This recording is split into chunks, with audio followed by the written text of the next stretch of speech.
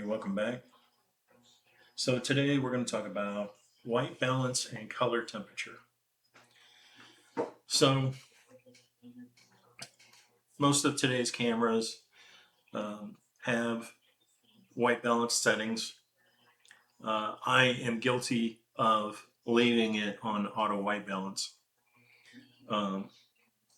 And the fact that I do that is one of the reasons why I generally pay for Photoshop.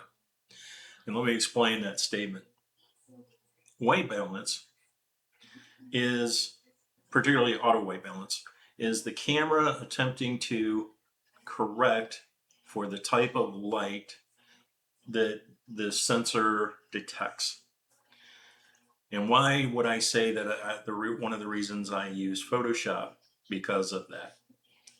Because I leave my camera in auto white balance, so which is fine in probably 80%, 90% of photo situations. For me, it's probably even more so because I shoot a lot of black and white.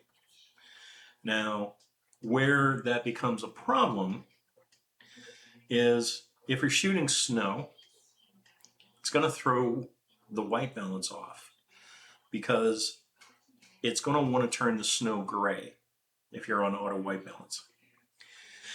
You're shooting sunrise, sunset. The white balance is, in a lot of cases, on most cameras, going to strip away those warmer tones that you're trying to capture during sunset and sunrise.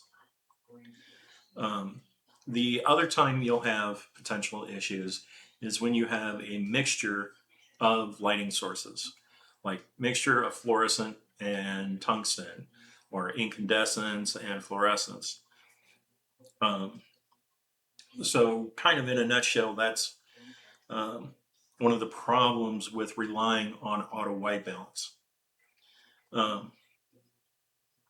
So what really is white balance? White balance is the camera can, if you set it correctly, corrects the exposure for the type of light you are receiving. Excuse me. That being said, most newer modern cameras do a pretty good job on the auto white balance setting. One of the reasons that I really, really like my Hasselblad is the Hasselblad color science. They've nailed it. Good example of this was taking pictures of a Ferrari in Ventura, Florida, in one of the shopping malls. And it was the Ferrari red. The Fuji camera did an okay job of producing that red color, but inside the Ventura Mall, there's a mix of three different types of light. And one is natural light through ceiling skylights. Then there's the big, likely tungsten downlights. And then you have a lot of LED lights on the ambient side of the stores, where they light up their gates and their entryways. So the Fuji camera added a maroon cast to that Ferrari red, which is very difficult to correct for. Now, you take that same car and you take that picture with a modern Hasselblad, you're going to get that perfect Ferrari red out of that camera unless something really bad happens inside that camera. Likewise, the new, probably Leica 10, I'm not sure about the 10, I've never shot with a 10, but my Leica 11 has really good color balance, color temperature. And that's really kind of what we're talking about here.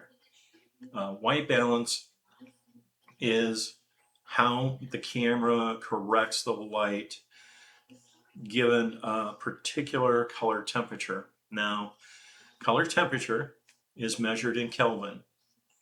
And this is probably one of the most important things to realize when you're looking at color temperature.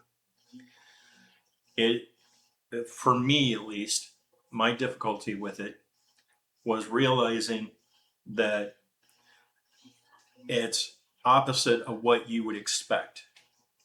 You would think that a higher number Kelvin would be a warmer image, more yellow, more orange, more red. That is not the case. It's actually reversed. The higher the Kelvin temperature, the more blue and purple you get into your images. The lower the Kelvin temperature, the more warm tones come out, the yellows, oranges, and reds. So keep that in mind. Most cameras today give you a method of correcting your color temperature in camera. That is a good thing. I kind of wish that coming from film and typically shooting black and white, and you can program this. In fact, I highly recommend you do so. You set one of your dials to control your color temperature or your white balance setting. That way you have a quick, at your fingertips way of controlling what the color temperature is. And by doing so, and the importance of controlling your color temperature is you'll have less post-processing if you do so. Now, the situation in the mall is a bit more difficult because you may not be aware of what types of lighting are being used in that space. And it's multiple types of lighting. So how do you control for that? Well, generally speaking, the most important factor there is getting the correct exposure. There are tricks, and I used to use these tricks to get the correct color temperature and white balance.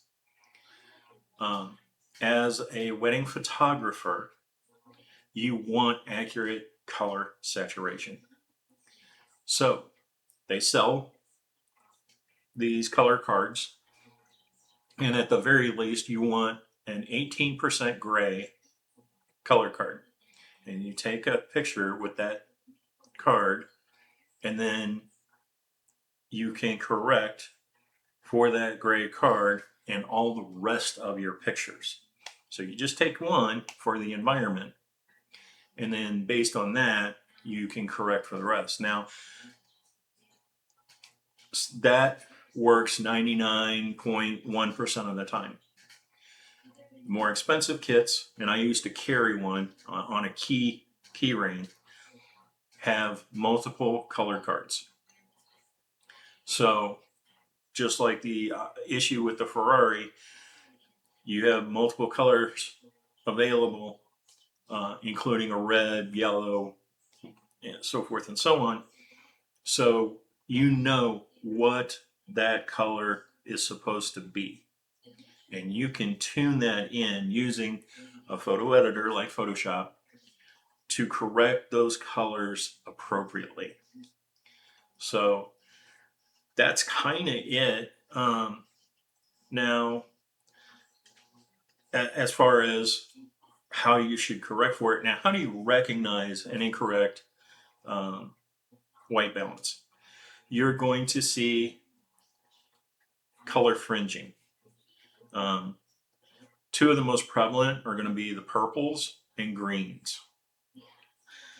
So if you see those in your pictures, there's a high probability that your white balance was not set correctly. Or if you were on auto white balance, the camera did not correctly adjust for the correct white balance. Now, both of those situations, you can correct and remove those color casts. There's lots of instructional videos out there on how to do that. I will not cover that process here. And for me, I look at it as more of that's an advanced skill and potentially an unneeded one, because if you set your camera up correctly by manually setting your color balance or white balance, you won't have to do post-processing to correct for that. With that being said, there is, of course, there always is, the exceptions. And some of those exceptions have nothing to do with the camera. Some lenses will create fringe colors on their own, even if your white balance is set correctly. And there's nothing you can do for that except correct in post-processing or avoid the situations that those lenses produce those. Because typically when the lens is causing that color fringing, that's because you're either shooting into the sun, or you've got a strong light of a particular type hitting the lens, and if the lens has, depending on the coatings, will produce that effect on its own. You know, that is what it is. Again, there's plenty of videos out there that will show you how to correct for that.